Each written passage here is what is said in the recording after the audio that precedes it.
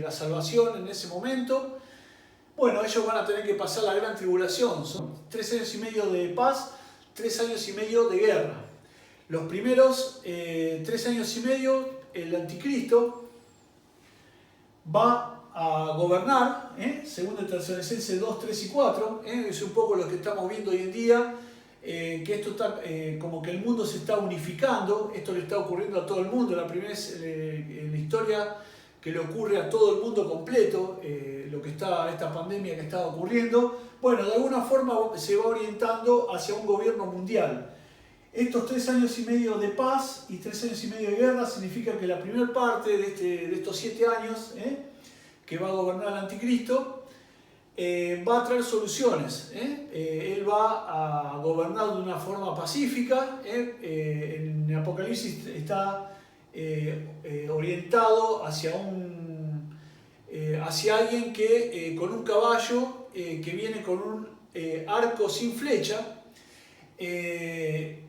Eso es producto de que con astucia va a poder engañar al mundo y de alguna forma lo va a terminar subyugando. Pero luego las naciones lo van a apoyar, todas las naciones lo van a apoyar a este anticristo. Y se va a producir el ecumenismo, que es la mezcla de todas las religiones, algo que realmente es algo tremendo porque si bien parece que todas las religiones son iguales, no son iguales para nada, pero el ecumenismo va orientado hacia un gobierno mundial. El sistema financiero lo va a apoyar. Fíjese que hoy en día usted tiene que pagar todo a través de tarjeta de crédito, a través de internet, a través de distintas formas virtuales como el QR, como distintas formas de pagar, pero todo orientado hacia un gran sistema financiero que como una gran bestia va a estar dominando al mundo.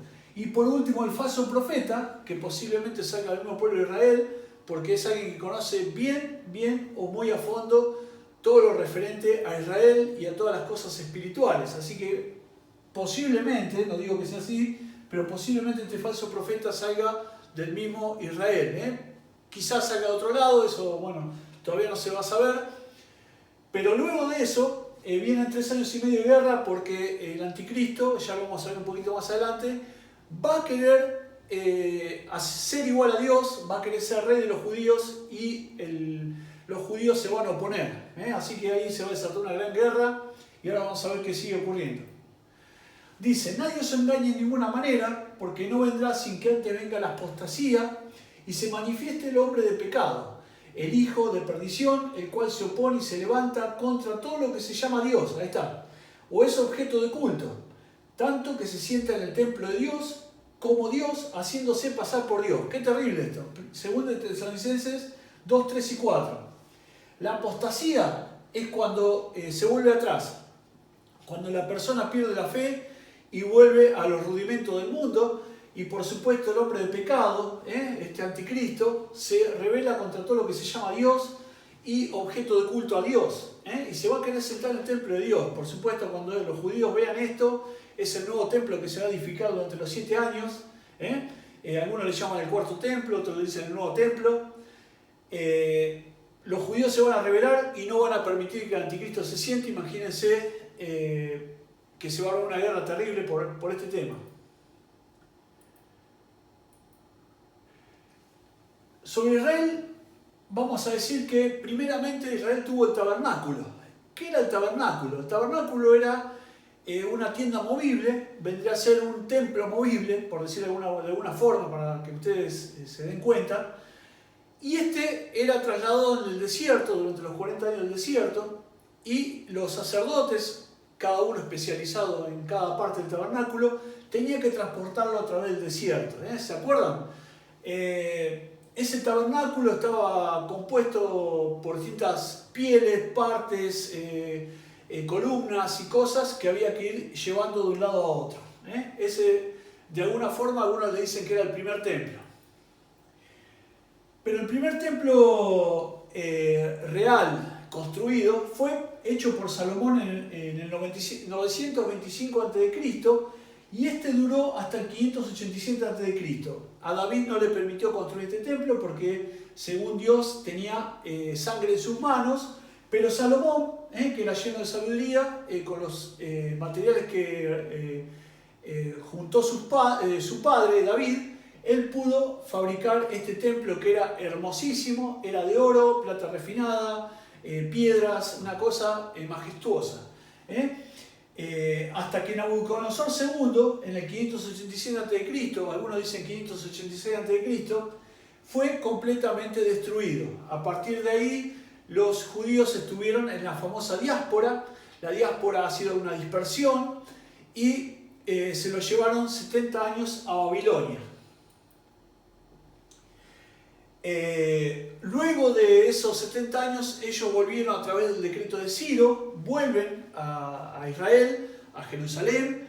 Vino Zorobabel en primer término, después Esdras y por último llegó Nehemías para reconstruir parte de los muros de Jerusalén que habían sido totalmente destruidos por Nabucodonosor, por los babilónicos. Y Babilonia quedaba a 2 semanas de viaje de camino, quedaba ahí en la parte de la Gran Mesopotamia, así que los trasladaron, se los llevaron bastante lejos. Ahí Daniel escribió gran parte de su libro. En el segundo templo que se hizo, Zorobabel, en el 530 al 515 a.C., era un templo muy humilde. Algunos lo reconocen como el segundo templo. Era un templo así que no tenía grandes riquezas materiales, pero en fin cumplía la función de templo de los judíos. Hasta que el general Tito, en el 70 después de Cristo, durante el pleno imperio romano, acuérdense que el Señor muere aproximadamente en el 33 después de Cristo, en el 70 después de Cristo el general Tito lo destruye y lo incendia, así que ese templo fue totalmente destruido.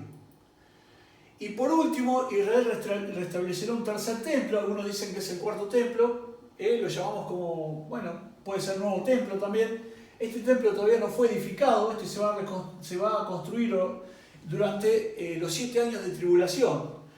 Está en Mateo 24, 14 y 15, Ezequiel capítulos 40 y 47. Ahora vamos a leer alguna parte de esas, pero este templo va a ser en el medio de la gran tribulación. Así que Israel nos va marcando los tiempos, ¿amén? La iglesia de Cristo no lo va a vivir todo esto, nosotros vamos a estar viviendo la parte del cielo, pero aquellos que se queden acá en estos 7 años van a estar viviendo toda esta parte, ¿amén? Así que el Señor, Dios va a estar haciendo estos planes para con el pueblo de Israel. Dice, y será predicado este evangelio del reino en todo el mundo para testimonio a todas las naciones, y entonces vendrá el fin. Se va a predicar el evangelio y entonces vendrá el fin.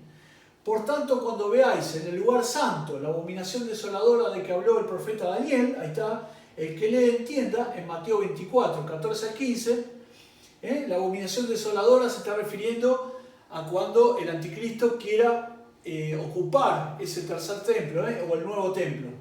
En visiones de Dios me llevó a la tierra de Israel y me puso sobre un monte muy alto, sobre el cual había un edificio parecido a una gran ciudad, imagínense lo grande que va a ser, hacia la parte sur, en Ezequiel 42. Ahí está la parte, ahí está toda la parte arquitectónica de este hermoso templo nuevo, así que todavía no fue creado, va a ser creado.